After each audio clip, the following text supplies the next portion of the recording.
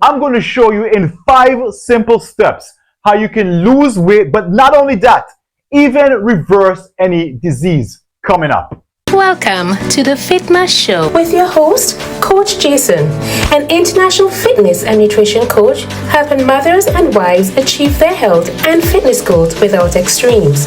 So tune in, grab a pen and paper, and let's start your transformation in this episode.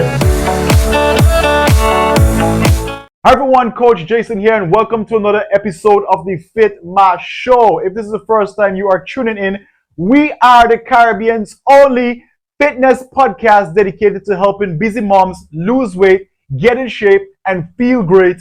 No gym, no diets. And in this episode, we're going to be looking at 5 steps to lose weight. But here's the cool part. With these same steps, you can even reverse any disease, and I'll show you them coming up in this episode. Now, over the last few months, we've been getting tons and tons of requests of persons asking us to help them lose weight, help them get in shape.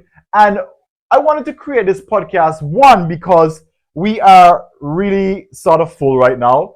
And so we are getting ready to open up. We're training some new persons to get more space. But in the meantime, I don't want to have you guys out there sitting on the sidelines, suffering with your weight, and there is no solution for you. So I decided, why not create a podcast that will focus on the 5 steps. And these are the exact steps that I use with my clients, especially my one-on-one and high-level clients. These are the exact steps I use, and I'm going to be giving them to you in this episode. Now, I want you to pay close attention because you're going to be getting a lot of value here. So what I'll even do, and what we'll start doing, is also creating an audio version of this episode or these episodes so that you can listen to them on your way to work. You can listen to them while you're sitting at the office not doing anything, or even when you're home doing your chores, because the goal is to get the information to you. And if we can make that as easy as possible, we will go ahead and do that. So let's jump into this thing and let's get right into this episode. So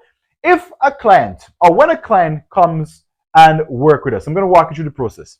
When a client comes and work with us, after we've done the initial assessment, the initial intake, we always start that client off the same way. Now, whether this client is coming in, for example, client is coming to work in reversing diabetes, or that client is coming to lose weight, the first step is always the same. And what is that? Well, let me think, before I actually tell you what it is, let me go like this. If you are going to move into a new apartment, or you're going to build a new home, what is one of the first things that is being done? Now, if you said clean or clear the area, you are most correct. Because if you're going into a new apartment, whether it is you or the landlord, most of the time it's going to be the landlord, the first thing they're going to do is to get a team coming in and clean up that apartment, having the place, as we say here in St. Vincent, spick and span and ready for you to go. Move the cobwebs, move any loose garbage, move any waste, any stuff. They're going to clear that area out and they're going to get it ready for you. If you're building a house, the same thing. You don't just go and start laying blocks or pouring concrete. You have to get, in some cases, the excavator to clear the area, to level the area, to remove every debris, to flatten some obstructions that may be there, and then you are ready to work. So whenever you're starting a weight loss journey or your health enhancement journey, whatever it is, reversing disease, the first step is always going to be a cleanse. Now, why? Because in order for the body to work properly, all systems need to be firing on all cylinders. Let me just put it like that. The second part is, right, because of our lifestyle, and this is the foods we eat, the clothes we put on, the places we go, the air we breathe, there is always toxins being taken in to the body. And just like your home, if you do not clean on a regular basis, what is going to happen is that these toxins will build up, these debris will build up, the garbage, if you're talking about your home, will build up, and eventually this will fester bacteria, it will fester pests in some cases, and it will be a really bad situation. So it's the same thing with your body. Whenever you're going to start your weight loss journey, you have to keep in mind that you have taken in a bunch of toxins. So the first thing you want to do is get rid of all of these toxins. And the one we normally recommend a full body cleanse, especially if you are doing a disease reversal or a serious weight loss. And that would include the blood, clean the blood. And let's think about it. The blood goes to every part of the body, right? So if the blood is impure or has impurities in it, what would it do? Of course, it will take these impurities to every part of the body and spread its generous impurities to other parts that don't need it, right? So that's number one. So we start by cleaning the blood. Now, the next thing we're going to do is we're going to hit the two major filtration organs. And what are they? The liver and the kidney. Now, think again. You're in your kitchen sink. Let's keep it mom-friendly here. You're in your kitchen sink, right? And your kitchen sink is clogged up. It has all sorts of trapped food and whatever in there. What is going to happen when you pour or you wash dishes over it? It's going to back up, and eventually, if nothing is done, it will overflow the sink, right? So the same thing with your filtration organs. If these filtration organs are not cleansed regularly, are not taken care of, then you're going to have the same thing. Instead of filtering the waste, they're just going to back stuff up. And then remember, who has to pass through them? The blood. And if the blood, which goes over the body, gets further impure, then that is more impurities. So you have a really bad situation. So that's the first thing we do. We start with the blood. The second thing, we do the liver and we do the kidney. Now, we've done an excellent job. Excellent job. But let's go back to the house example. So in this case, we cleaned our house. We got the cobwebs down. We swept out all the dust. We picked it up and we put it in the garbage. But then we leave it right there. It's all cleaned up, but it's left in the garbage. What is going to happen? Eventually, it's going to smell. It's going to harbor flies. Long enough, it will harbor rodents. And it have a very serious situation there. So what we got to do, we got to take that garbage outside of the house and discard it safely. And that's what we do when it comes to our body. That is what we'll do in the sense of a colon cleanse. So that's the last one. So after you've gathered all of this stuff, then you take it safely out of the body, and that will be done via a colon cleanse, right? So that is what we recommend. And there's a third part to it. Let's just add this in. After you have cleaned the body, don't put stuff back in, and we'll do that with the next step. So that is out of the way. Now let us start to work. So second part, so we talk about cleansing. The second part, let's talk about the nutrition, right? Now, we're not talking about going on a diet. So let's put this whole dieting concept, cutting carbs concept out of the back, right? We are talking about the foods that we are going to fuel the body with for the goal for which we are looking for. So if you are trying to reverse diabetes, the foods that we'll use is foods that will complement that goal, which is reverse diabetes. If you're trying to lose weight, then the foods that we put in is going to be foods that will complement that goal, which is losing weight. Now, there are really three parts when it comes to eating. Simple. First one, you got to get the food, obviously. You got to get the food, right? The second method is, or the second step is you got to prepare the food. And then the third step is you got to eat the food. So thinking along these same lines, let's set this thing up like this. So we got to get the food. Now, the question we need to ask ourselves, what kind of foods are we going to get? Now, this is simple. Foods that come from the land, right? So foods that we can find in nature. We are looking at whole foods, foods that have minimum man interference, so to speak. So we are looking at our corn, our vegetables, our fruits, our grains, etc. Now, don't get too hung up on this. Don't get too hung up. I know this is a big topic, so I'm going to just take my time. I'm going to break it down. We're here in a podcast. I don't have to do a lot of videos. So, I don't have to do a short video. So, I can take my time with this one. So, let's go back to those foods.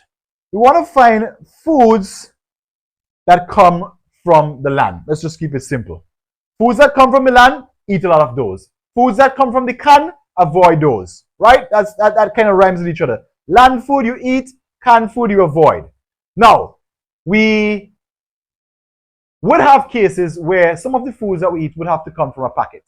Now, what you are looking for is as close to one in the ingredients list.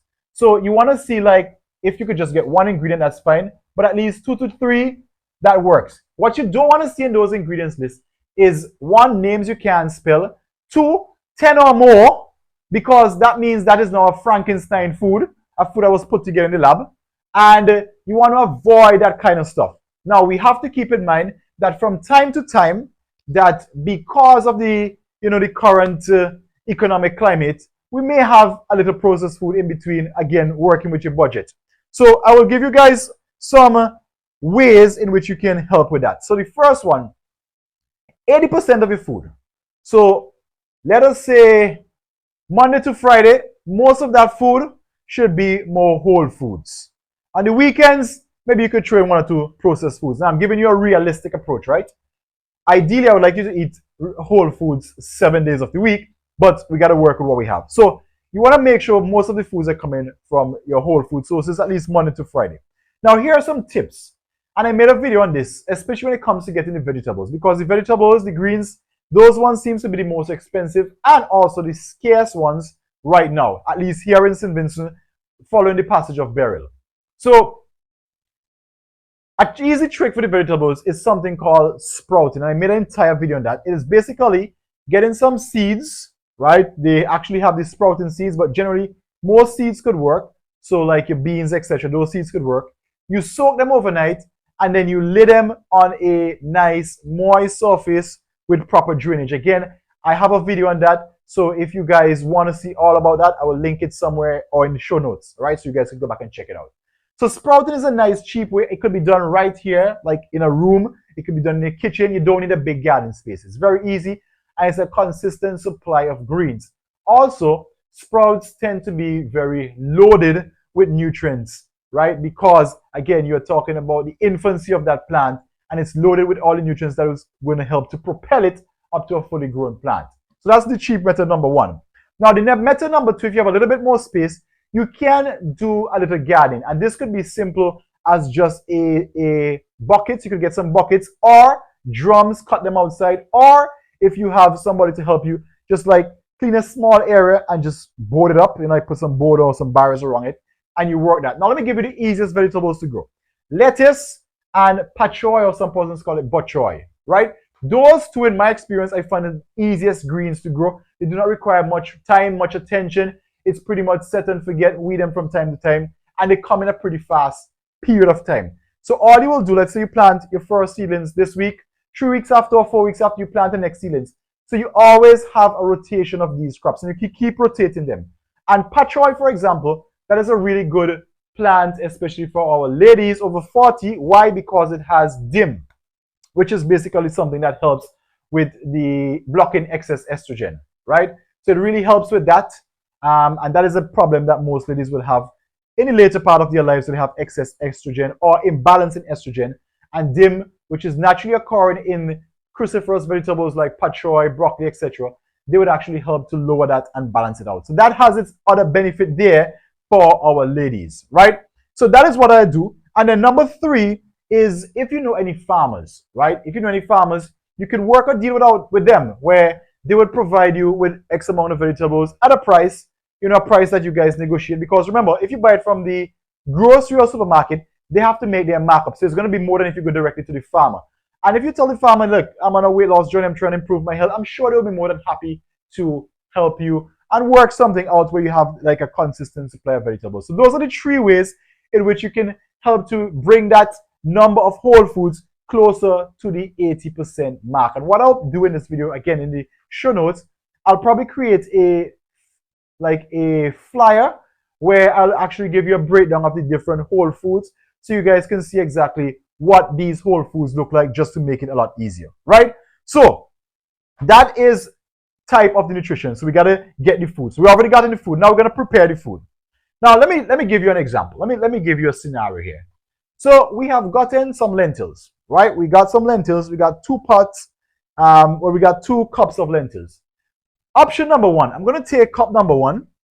I'm going to put it in a pot. I'm going to add my seasonings, my oregano, my shadow benny, onion, garlic, turmeric, ginger, all of those stuff, and a little sea salt, all of that good stuff. And we're going to make it into a nice lentil soup. That's option number one. Option number 2, I'm going to take the same cup of lentil, I'm going to soak it, I'm going to boil it, and then what I'm going to do, I'm going to add some white flour to it, add some seasoned spices, etc. Roll it into some balls and deep fry it to make some lentil balls. Now, both of these ingredients started with the same, both of these foods started with the same ingredients. Which one do you think would be the healthiest for your body? Now, obviously, the lentil soup. Why? Because the deep fried one would have changed the food, it would have added calories, it would have added some other bad stuff, saturated fats, trans fats, etc. And even though the original food was good, by preparing it that way, we just mess up the food. So that's point number 2. You could take a perfectly good food, prepare it in the wrong way, and mess up the outcome. So that's the second way. You got to prepare this food. And let's just keep it simple. And I have my notes here. Like the 2 easiest ways, or just remember this. Whenever you're preparing your food, avoid as much as possible oil preparation methods. I'll clarify that. So, we are talking about things like deep frying. We're talking about things like pouring the oil and then putting the brown sugar and stewing it around. We are talking about these type of things that add extra processed oils to it, right? Now, I'm not saying do not cook with oil any at all, but I'm just saying you want to avoid those methods that require excess oil, right? So we are things like baking, broiling, air frying has become one of my favorite ones because it's really easy and convenient. So I really like air frying. These are some of the methods that I would recommend that you use in the preparation of your foods, okay? And again, I'll probably put this in the list that I'm creating below so you guys can go and reference that. Now, there would be times that you need to make oil, and this is something that I have done. In the oil, when you go in terms of superiority, the olive oil is one of the best oils, right? But not just the olive oil, the cold press, which is when they do not, add heat to it, right? So that is the superior when it comes to oils. Now, the next one down from that would be coconut oil cold press. Now, if you notice, all of these are natural oils, right? Natural curried oils, right? So that would be superior one. Now, in terms of convenience, the one that I recommend to my clients, especially those just starting out, is the 0-calorie spray. So Palm makes them and other companies as well. Now, Palm is the most expensive one. I'm going to just put it out there. There are some other companies that also make them. They're not as expensive, especially here in St. Vincent. So I've checked out different supermarkets, and there are some other companies that make these 0-calorie spray. And I'll probably put up a picture somewhere here on the screen so you guys can see what that looks like. And these spray work really good. First of all, they have 0 calories. And if you have one that is like an olive oil base, then it really does a good job at covering the pot. So you do not need a lot of it, right? And it's a good way to create a base when you're doing like your sauteing, or if you're doing your pan grill, whatever that case is. It really, really helps, and it keeps the calorie count down. So those are your 3 options. When you prepare your food, avoid the excess oil methods. Deep frying, stewing with oil. Now, if you have to use oil, remember the superior one is olive oil cold press. Next down is coconut oil cold press, okay? And if you want to know the cold press coconut oil, it's the clear one that you can see right through. It looks like water, right? And then in the more extreme cases, then you can get the palm spray, or not the palm spray, the oil spray. Again, if you could get one made from olive oil. Now, a next part in preparation of the foods is, again, this is just helping to make your life easy, because I'm thinking you just come in on your journey, whether it is disease reversal or weight loss, you're just coming on your journey and you want to have as low a barrier of entry as possible. So one thing I normally do in the preparation of food, just to make it easy, there are some foods that could be prepared in advance. So for example, like your protein. Now, if you're a plant-based, you could create your beans, you boil in a crock pot or slow cooker. You can do this like on a Sunday. And then you can put them in the fridge in different bags. And then throughout the week now, you can meddle with it. So maybe one time you might do some baked beans. Maybe you might do a soup the next day. Maybe you might do a little bit of a curry using the local curry, or the curry. Well, I'll have a different video on spices, so I won't talk much about that. So you can do all of these things with it, but you have the raw ingredient already cooked, which means your prep time is cut down in half. Now, if you're not plant-based and you eat from the animal kingdom, then that could be things like grilling. You can have all of your meats or like a whole pan or tray of your meats grilled, right? Now, let me give you guys a quick calculation. Generally speaking, 1 pound of meat is about 100 grams of protein, and that is probably enough for the average person. So if you are looking per individual, it will be about, let's just say, 7 pounds. That will take you through the week. I'm just looking at individual basis, and of course, you can make the different calculations for when you add different family members in, right? So you prepare all of this in advance. You can just bake it or give it like a slight bake or even a slight parboil, right? And then now you have it in the fridge. So when you're ready tomorrow, let's say you want to have a grilled chicken salad or grilled chicken food. That meat is already pre-cooked. You just do the necessaries. Just put it on the pan grill or in the oven for a little bit, whatever the case is, you have that ready. The next day you want to do some pulled chicken breast. It is already pre-cooked. You just do your thing, move on. And next thing you want to do like a gyro or wrap.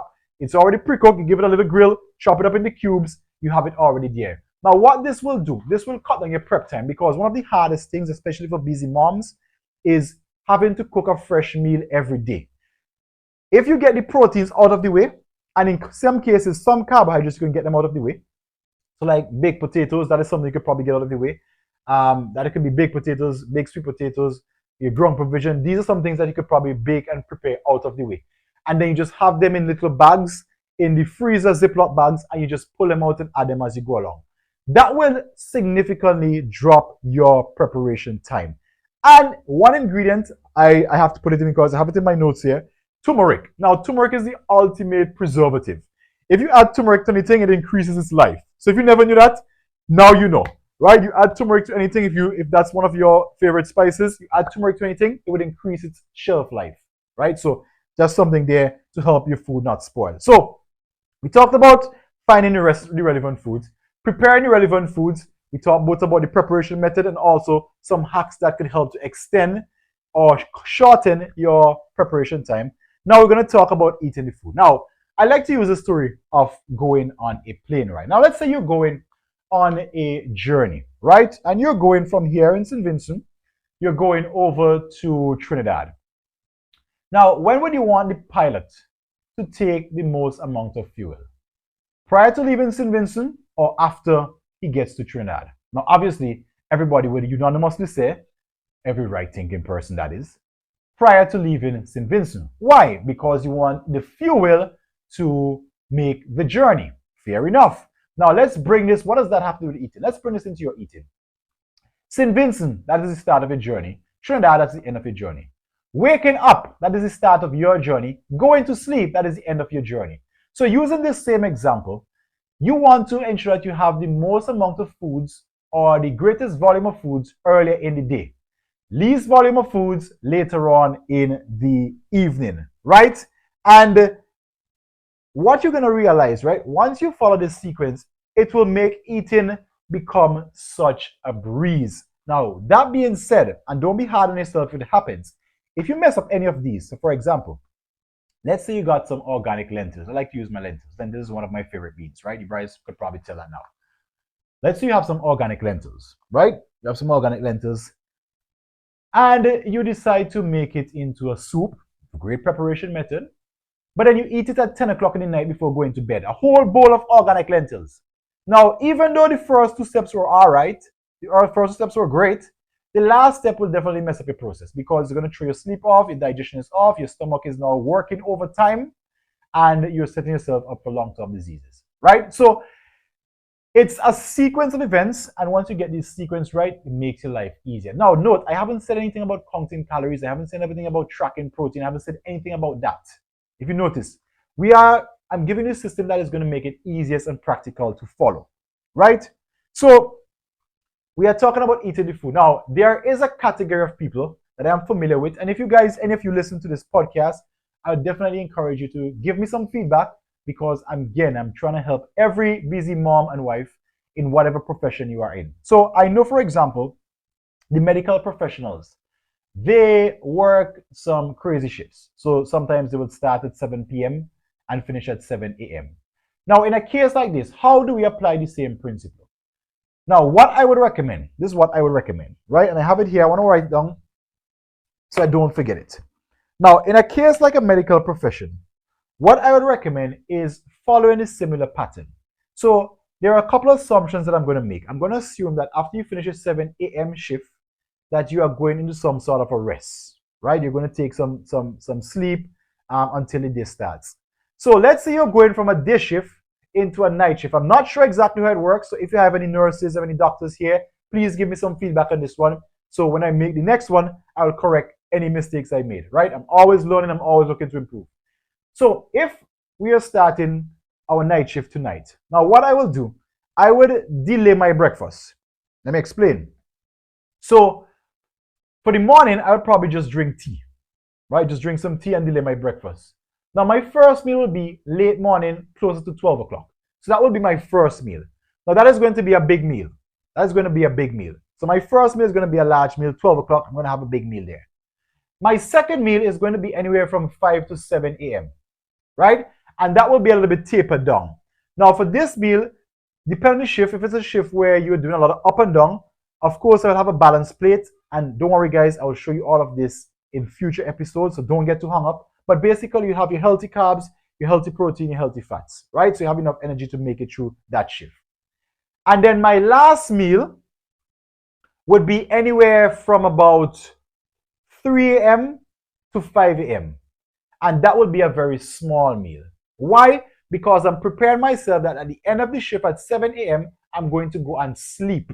All you are doing, you're taking the normal day where you rise up at sunrise and go to sleep at sunset, and you're just shifting it around. You're just making a slight shift. So now, because you are starting your day later, 7 a.m., you are going to move your meals to follow that pattern. So 12 a.m. large meal, 5 to 7 a.m., 5 to 7 p.m., a more moderate, more like a lunch type meal. And then 3 to 5 a.m., then I will have my lightest meal. And by the time I get home 7 a.m., I'm finished. I get home about 7:30. I go off to sleep. My stomach is empty, right? Now, I know this will become a little bit challenging when you have like a night shift and then you go back to a day shift. I'm not sure if that's how it works in medical profession field. Again, you guys will let me know. But that could become challenging. But so for now, this is what I will use as that method. And I'll await the feedback from my clients. Now, the third part is, and let's just do a quick recap. The first part was a full body cleanse. Number 2 is the nutrition part. We made it nice and easy. Number 3 now is the movement / exercise. And let's talk about this way. Now, I want you to imagine with me a river. A nice, beautiful river. And in this river, it's nice and clear. It's coming fresh out the mountain. And the water is gorgeous. It's nice. It's pretty. It's clean. You could almost dip your hands in there and drink. Now, lower down the river, there is a little opening. And some of the water from the river goes into that opening and forms into a little pool, a dead-end pool, a little puddle area. In a few weeks from now, what happens to that puddle? That puddle becomes loaded with moss. It gathers mosquito. It gathers different insects and pests. And it changes its color from that vibrant, clear, transparent liquid into an old, mossy sludge.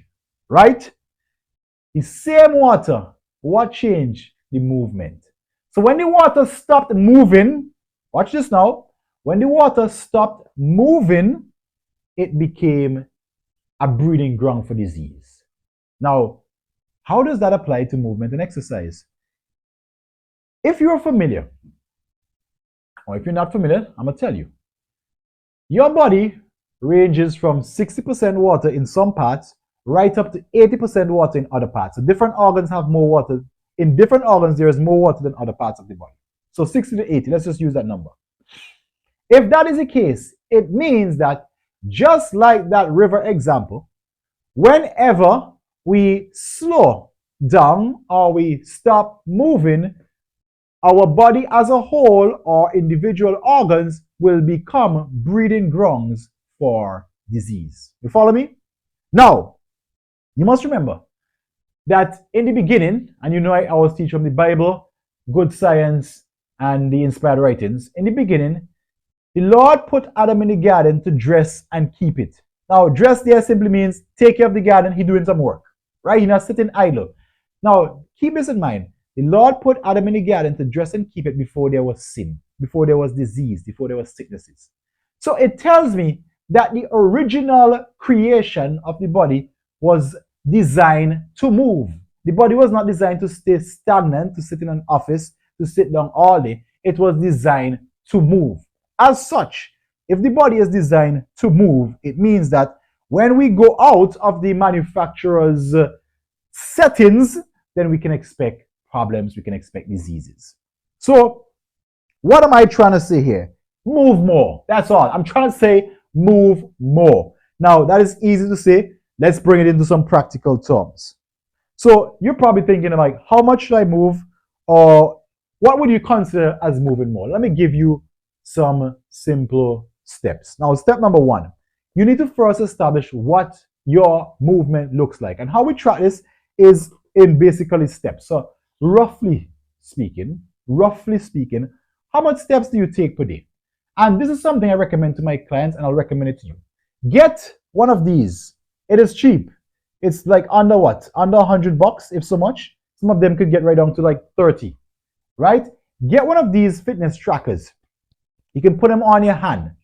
Now, if you married a wedding ring, they also have some ring versions. You could use that as well, right? But get one of these fitness trackers. There are different companies. There's the Fitbit. There's the, what else is there? The iPhone has their own ones.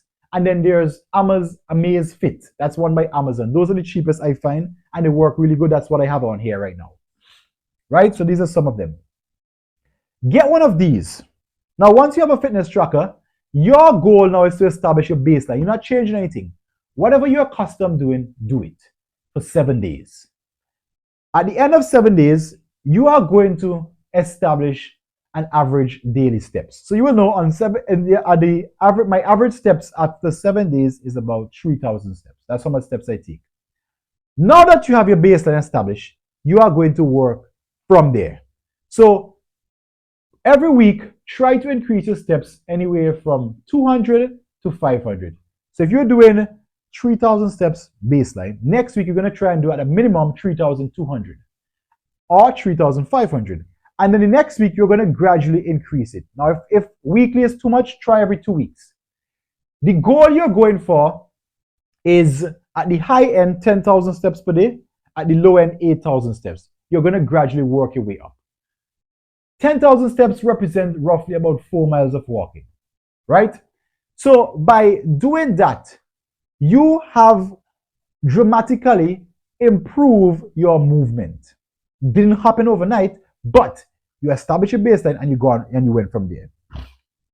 Now, the second one is, and this one I recommend to my ladies, is strength training. Now, in terms of better blood sugar management, I'm talking to my diabetics now, better blood sugar management, increase fat burn, right? Structural strength, so bone strength, we're talking osteoporosis now, my ladies over 50. Strength training has shown dramatic benefits in these areas.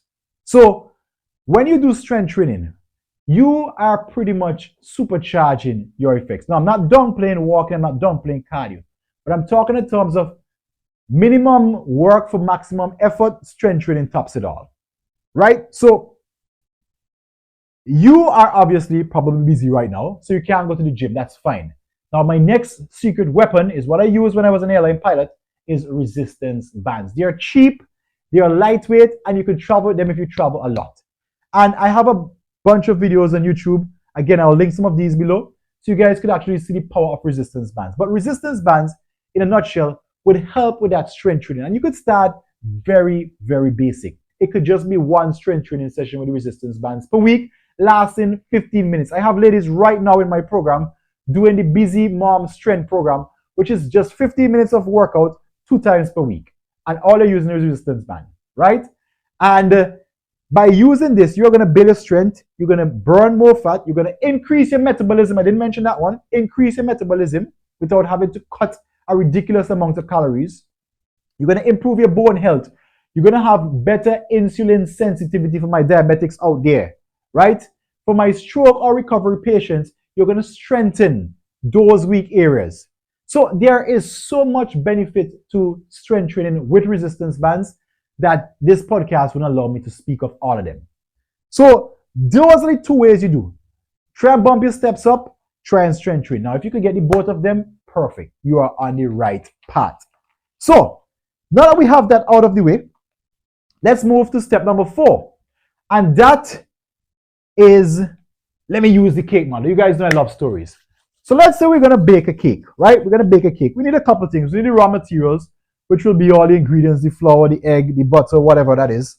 We need the pan, right? We need those ingredients. Now we need to combine the ingredients into the pan. Now let me ask you something.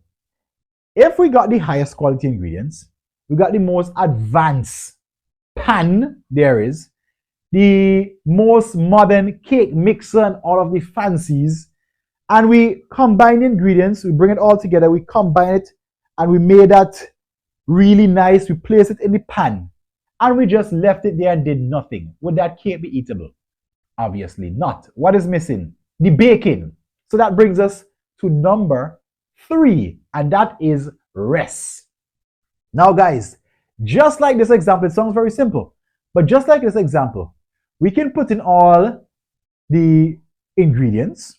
So the nutrition is on, we clean our body out, we took the pan, we clean the pan out, you know, you're gonna bake, you wipe the pan down, you clean it with the most advanced cleaning, you have all the highest quality ingredients, you mix it around, but you just leave it there, nothing will happen until you put that cake in the oven, leave it undisturbed for a short period of time, or a long period of time, depending on the cake that you're making, and then the cake will be ready to eat. Use this in your example. Once we do the cleanse, let's clean the pan. We get the ingredients, those are the raw materials. We mix the ingredients, that is exercise and movement. And then now, we put the ingredients to bake, that is rest. So all of this work is leading up to the point of now resting and letting the body and nature do the rest.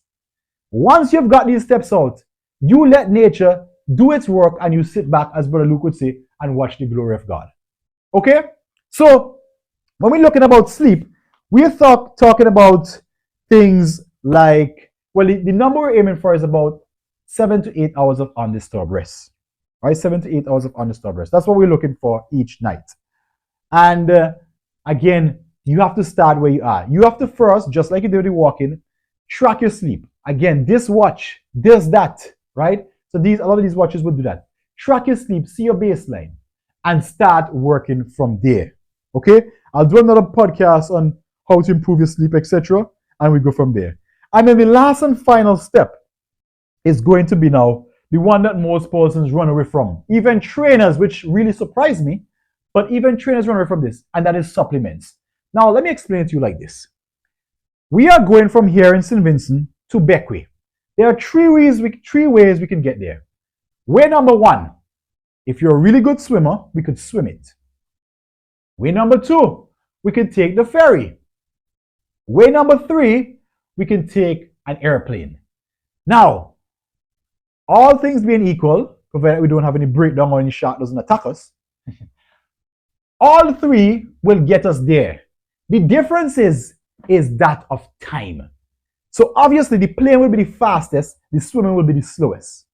Now, supplements is like the plane. Once the aforementioned steps are in place, supplements will speed up the results. That is where supplements come in. And I have never had somebody come to me and tell me, Jason, I want to lose weight in slow motion. They always have a goal, a time, a wedding, an event, a reunion, something coming up that they want to lose weight for. So if I could make your work easier, I am a big fan of using supplements. And what you will notice as you go through each of these stages, there are specific supplements for specific things. So when we go through the cleansing phase, the full body cleanser will do that for you. Now you could do juicing as well. Full body cleanser would probably do it faster. So you have a liver cleanser, blood cleanser, colon cleanser, kidney cleanse. And you're talking about herbs like milk thistle, dandelion, herba ursi, the corn silk, senna, just to name a few. Psyllium husk, right? So these are supplements that help to get the job done. That's the cleansing phase, and each phase has the same thing. In the nutrition phase, you're trying to eat whole foods. Yes, you're trying to do the best. You can't do it just yet. You need supplements to help you if you are having challenges, especially my busy mom. What sort of supplements I would use in that phase? I would use whole food, preferably vegan protein powder. That's going to get my protein. I would probably use a super green that has all of the greens, vegetables, and all of these superfood powders in there. If I'm struggling to get my fruits, then I would have a fruit blend in there. In some cases, it could even be a multivitamin because you're not getting a wide spectrum of fruits and vegetables, right? So that's the next one there. What about my training phase? If I'm putting a woman through a training phase, you're doing strength training. My goal is to get you stronger. I'm going to use things like creatine, and creatine has a lot of research in it. I'll probably do a video on that. Essential amino acids. I'll probably use maca for the performance. I'll use Siberian ginseng. If I have a lady who's struggling with menopause, I'll probably use maca again for that. I would use black cohosh, wild yam, don quai. All these are supplements, herbal supplements, right?